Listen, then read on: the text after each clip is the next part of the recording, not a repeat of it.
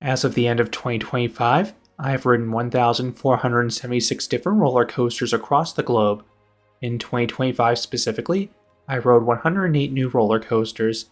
10 of those rides cracked my top 100. Other rides shifted up and down with re-rides, particularly some that I had not ridden in a few years. This video will be part 1 of my top 100 coasters. This video will rank spots 100 through 51. The top 50 spots will be released in a separate video in the near future, or if you're watching this later, it'll already be released. This list will only include coasters I have personally ridden. I have been fortunate enough to have visited most major theme parks throughout the world, but I have only been to a few select parks in China, and unfortunately, none of those coasters have cracked my top 100 yet. This list will combine both wood and steel coasters into one list. I place rides assuming I'm in my favorite seat. I tend to prioritize rides with great airtime, strong pacing, and a beautiful setting. This list is all my personal opinion. I do not expect anyone to have the same list as me. When comparing two rides, it comes down to which one I have more fun on. If you want more in-depth thoughts about these rides, I have separate reviews posted for every coaster in this list. And to avoid being redundant, assume the rides in this list are smooth unless otherwise noted. Starting off the list at number 100 is Tatsu at Six Flags Magic Mountain. This is the best flying coaster in North America. Built by B&M, this ride is a brilliant location on a hill. Most elements have stunning views and convey a great sense of height. Most of the elements of the ride are delightfully graceful, but the standout moment is the world's largest pretzel loop. This thing offers some of the most intense and sustained positive G's of any element. It tries to destroy you, and I love it. Number 99, Nemesis Reborn at Alton Towers. This is a super unique B&M invert. Due to town ordinances, this park cannot build above the tree line, so they got creative and built this coaster in a pit. This results in countless leg choppers and an unorthodox layout that flows nicely. There are 4 super snappy inversions and an uber intense helix, and several elements interact with a monster. This coaster is short, but it is a powerful and visually cool ride. Number 98, Osiris at Park Asterix. This is yet another B&M invert. This one has some fun visuals as you plunge into some Egyptian-themed trenches, but this one places a spot higher for the longer, more varied layout. There are turns and inversions levying positive Gs, but this ride also lifts you out of your seat a half dozen times. There are some slower, floatier inversions, as well as some surprising airtime pops. Those negative Gs hit particularly hard in the colder months when this coaster runs the faster wheels. Number 97, Twisted Cyclone at Six Flags Over Georgia. This is the first of many RMC coasters in this list. This is a hybrid coaster. It is a short layout, but all the elements hit. The first drop and bunny hills offer powerful ejector airtime, with the highlight being the large wave turn alongside the lift. Then, there are 3 hang time filled inversions mixed in to complement those negative Gs. Number 96, Storm Runner at Hershey Park. Intimate accelerator coasters are a dying breed, but this one is still going strong. This one starts with a signature hydraulic launch that offers a wonderfully violent acceleration. Then this is followed by a nice layout whizzing through Pioneer Frontier. There are a few spots of ejector airtime. Then, there are 3 inversions, most notably the disorienting and whippy Flying Snake Dive. This ride is longer than most accelerator coasters, but is still short compared to rides higher in this list. Number 95, Superman Escape at Warner Bros. Movie World. This is yet another intimate accelerator coaster. This one begins with a unique dark ride sequence of physical props and effects. Then the main coaster begins with a punchy hydraulic launch. You then blaze through a layout with 3 giant hills, with immense ejector airtime, and also some low turns offering strong positive Gs. This is another short ride, but I love everything that it does. Number 94, Hagrid's Magical Creatures Motorbike Adventure at Islands of Adventure. This is a highly themed multi-launch coaster. The visuals along the route are amazing, between the forest, ruins, and animatronics. Then the layout is dynamic on its own. All the LSM launches have nice oomph to them. There are several turns with solid positive Gs, and they hit particularly hard if you're in the elevated motorbike seats. And as icing on the cake, there are some surprise tricks that work flawlessly. Number 93, Swamp Fox at Family Kingdom. This classic wood coaster is a tough one to rank. My 2020 rides in the hot summer were out of control and loaded with negative Gs. My rides a few years later on a cooler day were far less powerful, and since then, the coaster has been retracted multiple times. At its peak, the ride has some shocking ejector airtime since you have freeing buzz bar restraints, and I imagine a lot of people will be getting down there this year to try out the new RMC Raptor. Number 92, Giant Dipper at Santa Cruz Beach Boardwalk. This is the oldest coaster in this list, as it recently celebrated its 100th anniversary. This wood coaster may not have the height and speed of the other rides in this list, but the drops have some lovely flagector airtime in the back row, especially with those single position lap bars. Then this is paired with some intense laterals on the turnarounds. Number 91, Ravine Flyer 2 at Waldameer. This Gravity Group wood coaster is yet another ride with an epic setting. This one plunges down a ravine and crosses a highway, and the layout is great as well. The first half has excellent speed and plenty of floater airtime. The ride loses steam in the second half as it climbs back up the ravine, but the hills are tight enough to still offer some respectable airtime pops at least. Number 90, Monster at Adventureland. This Gerstlauer Infinity Coaster is a master at lifting you out of your seat. You have intense ejector airtime in the beyond vertical drop at the start. Then, there are a series of turns and inversions offering traditional and lateral hang time. This includes the finale, which has my favorite trim break ever. It intentionally slows you down to maximize how long you're dangling into the lap bar. Number 89, Cannibal at Lagoon. This awesome coaster was built in-house, making its quality all the more impressive. It starts with a hypersized beyond vertical drop with loads of ejector airtime, but that's not all this coaster does. The following implement has high positive Gs, the dive loop and speed dip both offer good pops of airtime, and the double barrel roll is one of the best elements out there for hang time. Number 88, Fire Runner at Lost Island Theme Park. This RMC Raptor is the newest single rail coaster. With the 12-car train, you get some spectacular ejector airtime in the rear rows. The first drop and drop off the turnaround are particularly potent. Then this is paired with some solid turns and enjoyable inversions. Number 87, Skull and Haughty at Jeongju World. This is a clone of Fire Runner, except the train is 2 cars shorter. That being said, it runs noticeably faster. You have equally as strong ejector airtime, but the turns and inversions are even more disorienting and intense with the added speed. Number 86, Montu at Busch Gardens Tampa. This is my favorite B&M invert. This one has height, length, and power. I love the snappy inversions, especially that ultra forceful batwing, which is unique for the genre. Then the low points are plussed by a series of underground trenches that accentuate the speed and conceal what comes next. Number 85, Colossus at Haida Park. The original Intamin prefabricated wood coaster is the smoothest of the bunch. This one underwent a massive refurbishment that made it smooth as glass. The outward leg is amazing. There's a big drop and 2 camelbacks with ultra strong and sustained ejector airtime. The middle is a dead spot, especially with that slow helix, but the final few hills offer fun floater airtime and even pierce through a giant flaming monster. Number 84, El Toro at Six Flags Great Adventure. This is yet another Intamin prefab. The star is similar to Colossus, except the first drop is steeper, and the subsequent 2 camelbacks offer even fiercer airtime. The middle also has a lull, but the finale is solid. There's an epic camelback over the former Rolling Thunder. Then, there are a series of wild S-bends, and the ride was running fairly well in 2025, which is why I moved it back ahead of Colossus. Number 83, Lightning Run at Kentucky Kingdom. This Chance Hyper GTX is RMC-like forces. The first drop in larger hills offer sustained ejector. Then the hills in the second half are mighty powerful. The return humps try to launch you into orbit. I love this sequence. While this ride is very proficient in the negative G department, it just does not have the same sense of speed as the RMCs of comparable size. Number 82, Alpina Blitz at Nigloland. This is Mach's version of a mini mega coaster, and I like it.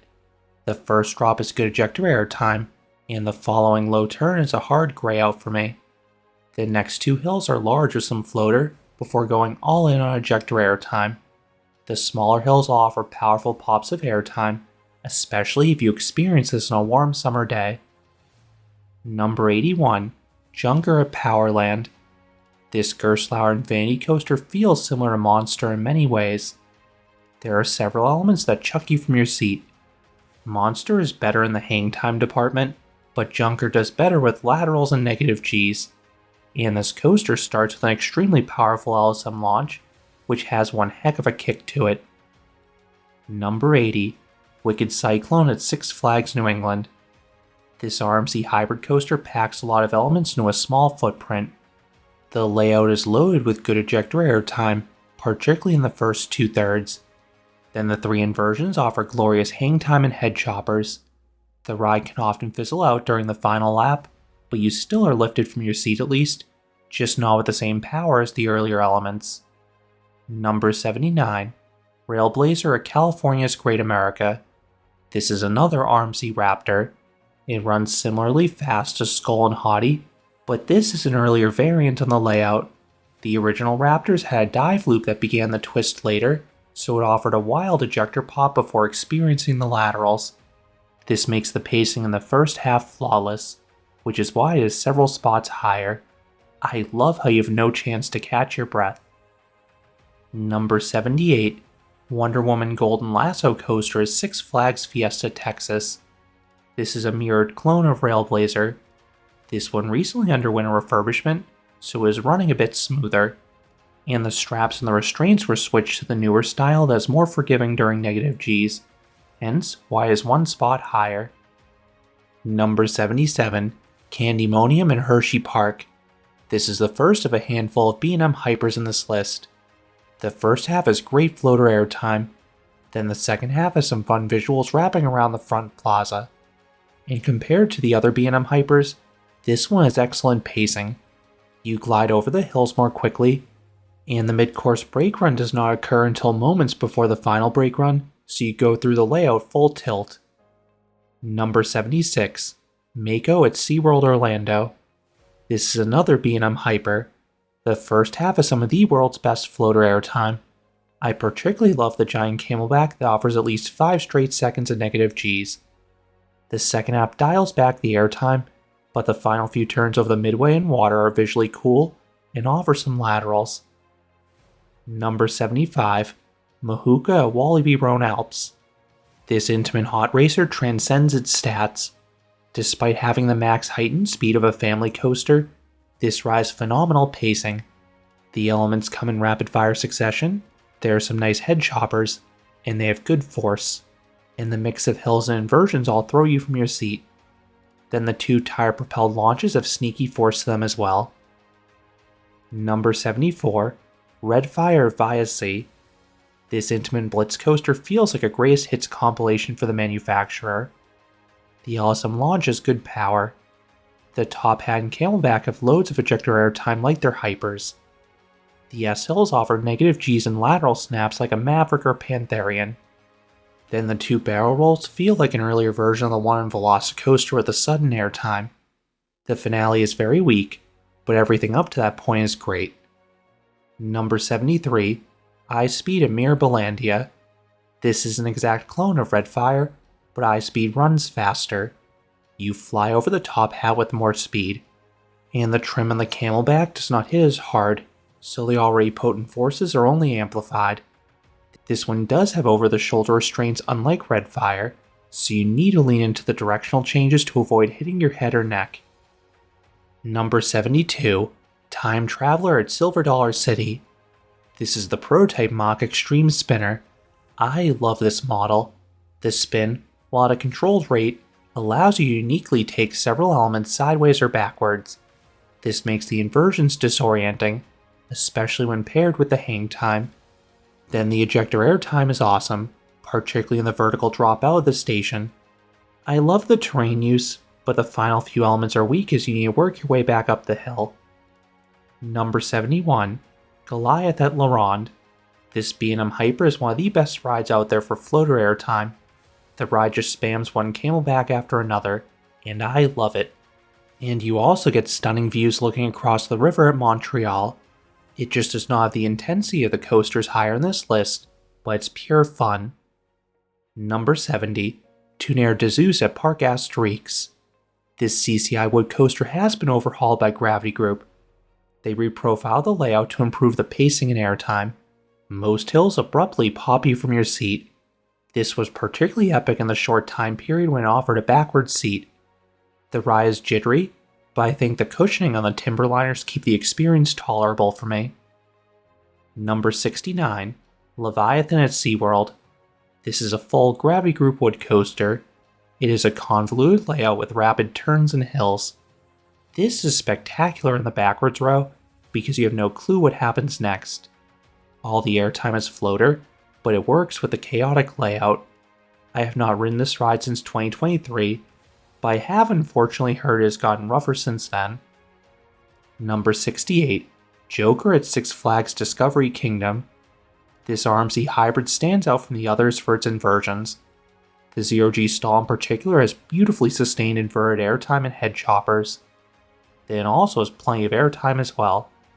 The twisted first drop is excellent ejector airtime and laterals in the back car. The turns are merely okay, but everything else is delightful. Number 67, Terran at Phantasialand. This intimate multi-launch coaster grows on me with each ride. The way this coaster winds through Klugheim is incredible. You have amazing near misses, and it hides what comes next. I also like the start of each half, between the strong launches and powerful twisted hills. The end of each half does fizzle out though, so the pacing cannot match rides higher in this list.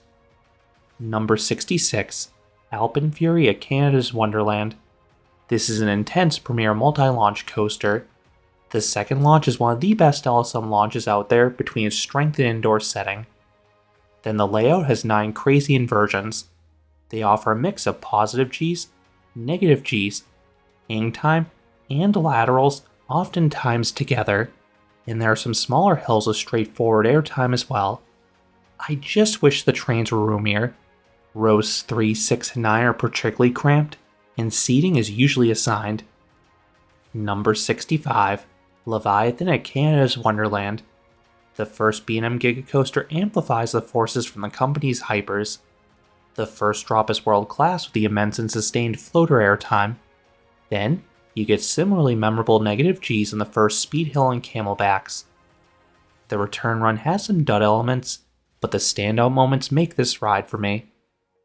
Number 64, Pantheon at Busch Gardens Williamsburg. This is an intimate launch coaster. The start has awesome hang time in the Zero-G winder, but things really kick in high gear with the exciting swing launch sequence. There are acceleration bursts, crazy ejector airtime in the bunny hump, and weightlessness galore in the giant spike. Then the main layout has extreme ejector airtime in the top hat, sustained sideways airtime in the outer bank, and inverted airtime in the stall. This ride is mostly about quality over quantity in my opinion. Number 63, Orion at Kings Island. This is another B&M Gigacoaster. This one is a more complete and better paced layout in my opinion, because every element is at least solid. The first drop is as epic as the one in Leviathan. The rest of the first half switches between forceful valleys and large hills with modest sideways airtime. Then the second half is even better hills offering flagector airtime, and there also is a fast and forceful helix for variety. Number 62, Legend at Holiday World. This CCI wood coaster is a wild ride. It is one of the best rides on the planet for laterals. Many turns forcibly pin you to the side of the train, particularly in the double helix when you're held sideways for 18 straight seconds. But that is not all this ride does. It has an excellent setting in the woods, and there are some underrated airtime moments, including an awesome camelback by the water park. Number 61, Ghost Rider at Knott's Berry Farm. This CCI wood coaster was overhauled by GCI roughly a decade ago, and has been running like a dream ever since. The first half is larger hills with sustained airtime, then the second half is out of control. It weaves through the structure, offering head choppers, ejector pops, and lateral slams. Then the final helix offers epic and ultra-sustained laterals. Number 60, Siren's Curse at Cedar Point. This Vekoma tilt coaster starts with a gimmicky first drop, but is an awesome gimmick. It is scary, and the resulting drop feels like a free fall in a drop tower. Then the following layout is complete as well. It is a fast-paced barrage of elements. There are nearly a dozen airtime hills, several of which are true ejector bursts, and the 2 barrel rolls are smartly mixed in to offer lovely laterals. Number 59, Sky Rush at Hershey Park. This Intamin hypercoaster has incredible forces.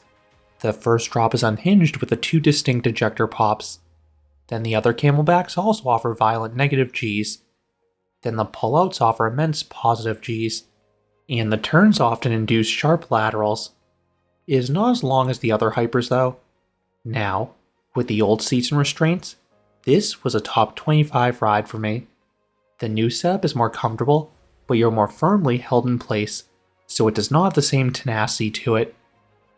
Number 58, Flying Aces at Ferrari World. This is another Intamin hyper. This one has the old seats Skyrush used to have, with the very low sides, so any directional change offers unreal laterals. There were several points I was folded over the side of the train. Then, there are a few ejector hills mixed in, but it doesn't focus as much on negative Gs as hypers higher in this list. Number 57, Lek Coaster at Legendia. This Vekoma looping coaster is extremely intense. This is a grey-out machine. The pullouts, turns, and inversions offer powerful and plentiful positive Gs. Then for variety, there are some whippy inversions, and several hills of solid ejector airtime. If you want raw intensity, this is the ride for you, but I prefer the rides higher up with superior negative Gs and speed. Number 56, Silver Star at Europa Park. This is one of the best B&M hypercoasters. The first half is comparable to the other good rides of its kind. There's a large drop, and a few camelbacks with good floater airtime. But the second half is what really elevates it. There are some genuine ejector pops, which are shocking to experience in those familiar clamshell restraints. This is in addition to a nice helix and a snappy S-bend. Number 55, Wind Chaser at Kentucky Kingdom. This RMC creation is temperamental. Some years, it runs extremely fast. At its peak, it offers some of the best airtime of any RMC. The more drawn-out hills offer sustained ejector. Then the trick track double up is downright violent. Some days, the airtime is merely good instead of exceptional though, but the inversions always hit regardless at least. Number 54, Twisted Timbers at King's Dominion. This RMC hybrid is a barrage of airtime. It is more consistently great than the prior ride, even when I ride it on a cooler night. I absolutely love the camelbacks on the outward leg. Then the second half has these itty-bitty hills that abruptly chuck you upwards, and you get those floaty inversions with the barrel roll down drop and the 0G roll late in the ride. Number 53, Medusa Steel Coaster at Six Flags Mexico. This is another RMC hybrid.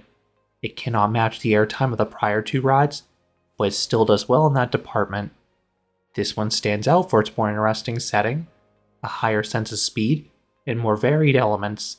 The turnarounds offer strong laterals in addition to ejector pops.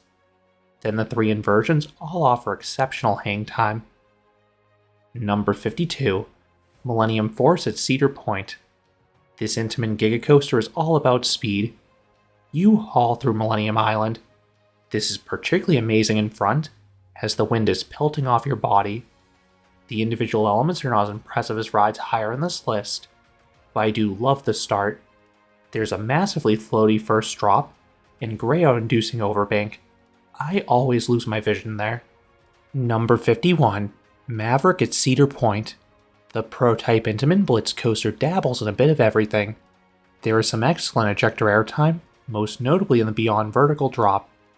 The low turns are smartly profiled to offer laterals and negative Gs. The 2 corkscrews are solid. Then, the second half ups the intensity with a sudden LSM launch and 2 devilishly snappy stangle dives. And if this ride had lap bars, this ride's standout forces would be even more special. Those are spots 51 through 100 in my top coaster list as of the end of 2025. Check back shortly for part 2, which will contain the top 50 spots. What are your thoughts on these coasters? Are there any that you think are too high or too low? Let me know down in the comments.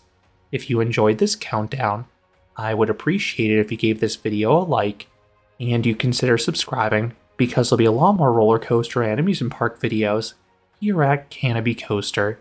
Thanks for watching.